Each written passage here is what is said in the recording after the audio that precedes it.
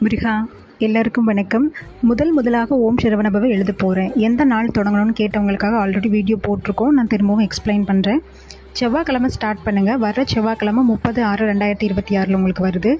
போரை நேரத்தில் எழுத ஆரம்பிங்க. காலை 6 to 7, மதியம் 1 to 2, இரவு 8 to 9.